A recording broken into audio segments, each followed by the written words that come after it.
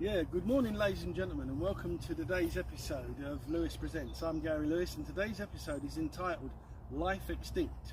We're here in the City of London Cemetery in Manor Park off Aldersbrook Road. This is the oldest cemetery in the East End of London. It's the biggest.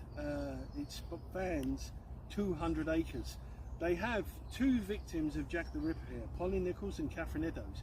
But now they've got plaques here to possibly 3 more victims of Jack the Ripper, and the first one here, which I think is a strong contender, is Martha Tabram. She was born on the 10th of May 1849 and she died on the 7th of August 1888. She was a prostitute. She was 39 years old. She was married to William Tabram and they had 2 children. And the story begins on the evening of the 6th of August at 11:45 p.m. at night. Yeah, she'd been drinking in the Angel and Crown pub just off of Whitechapel High Street. Then she went out looking for clients. The next time anybody saw her again was at 2 a.m. in the morning at George White's building off Whitechapel High Street. A woman cried murder, and the person saw her body in the corner, but they thought it was a vagrant sleeping, so nobody paid any attention. It wasn't until 5 a.m. in the morning that a man was coming down going to work and he found the lifeless body of Martha Tabram. She'd been stabbed multiple times in the heart, liver, neck, lungs. It was classic Jack the Ripper. A woman literally had been mutilated, and they took her to the mortuary, and then she was buried here in August of 1888. So we hear about the canonical 5 victims of Jack the Ripper. I believe this was the first one. On the 7th of August 1888. I think Jack the Ripper was at work long before we knew about him. Martha Tabram.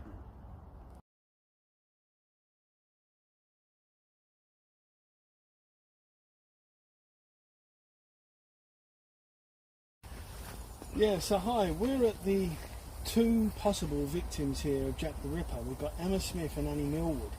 Emma Smith, on the 3rd of April 1888, was seen on the corner of Osborne Street talking to a possible client. She was a prostitute. And then they said that she got back to her lodgings, that she'd been stabbed. Apparently she said she'd been attacked by 2 or 3 men and then a blunt object put into her vagina. And they said they took her to London Hospital, where the next day at 9 a.m. in the morning she died after she drifted into a coma. So she was 47 years old when she died on the 4th of April 1888.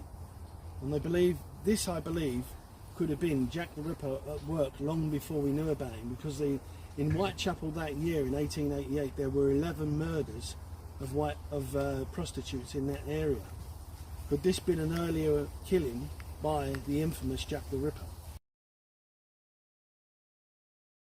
So we're at the grave here of another possible Jack the Ripper victim here, Annie Millward, and they said she was attacked on the 25th of February in the Whitechapel area.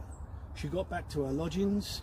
She was taken to the Whitechapel infirmary, where she had stab wounds to her lower abdomen and her legs. This is quite possibly done by Jack the Ripper. They said she was seen talking to a possible client. She did recover from her injuries, and they said on the 31st of March, a month later, that the orderly was talking to her and went away for 3 minutes. When he came back, she said she was dead. So was this more evidence of the early killings of Jack the Ripper? Annie Millward here, she was 38 years old when she passed away.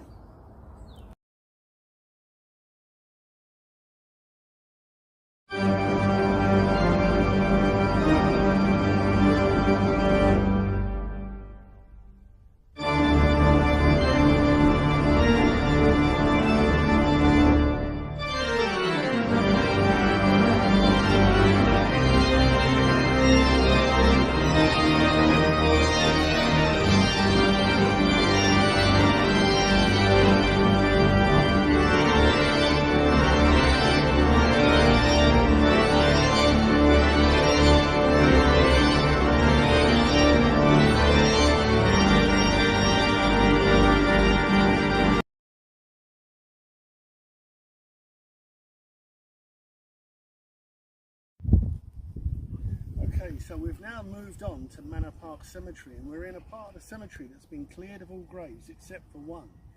This is the grave here to Sarah Deerham. She was born in 1862 in Bow in London's East End. And where she becomes famous is in 1888 at the Brighton May matchstick factory. She led the women workers to go on strike. At this time, teenage girls were doing 14 hours days. They were being fined if they didn't meet production schedules. And so she led the workers out on a strike. And this woman then campaigned for women's rights and the formation of unions. So she formed the Matchstick Workers Women's Union that went national and international. Now sadly she died on the 27th of November 1945. She was buried here on the 3rd of December 1945 here in an unmarked spot. Now the cemetery say they want to bury over this woman, and her great granddaughter is now campaigning for a gravestone for Sarah Deerham. We can't allow this to happen. People like this are not to be forgotten. So I'll end it there. Thanks.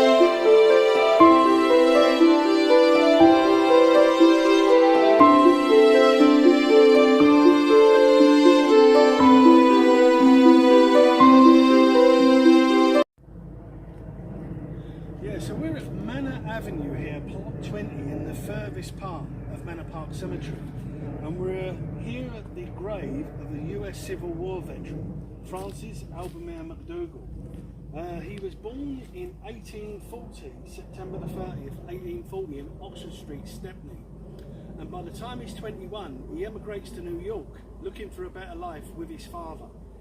In 1862 he's working as a printer in Philadelphia, and he joins the 111th Pennsylvania Volunteers. He fought on the side of the Union and he saw heavy fighting. He was the Battle of Lookout Mountain and the Atlanta Campaign. He was discharged in June 1865 in Washington DC, and then by 1866 he's back in London.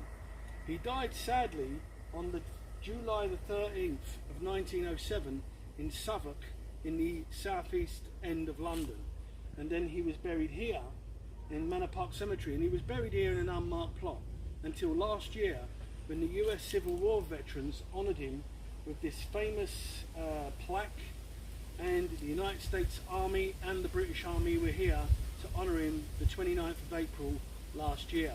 He's one of 5 US Civil War veterans buried in this cemetery. He's been found, the other 4 have yet to be found. Over 100,000 British servicemen fought in the United States Civil War.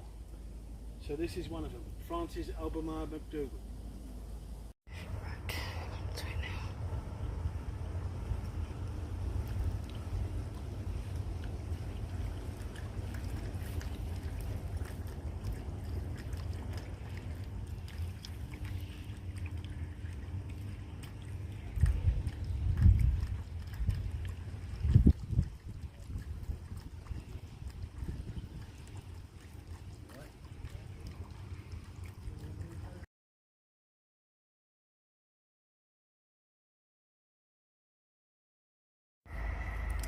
Yeah, so I'm at the grave here of William Chandler. This is the family vault, and he was 1880 in Hoxton, and he was like a mega bookmaker back in his day.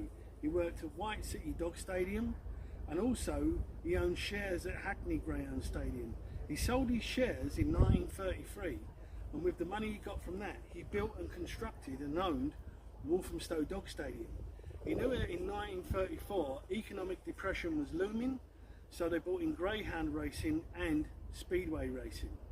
When he died in 1946, aged 65, his son William and Percy took over the running of the Walthamstow Dog Stadium. Now his grandson is Victor Chandler, who runs Bet Victor, the online gaming company. This is the family plot.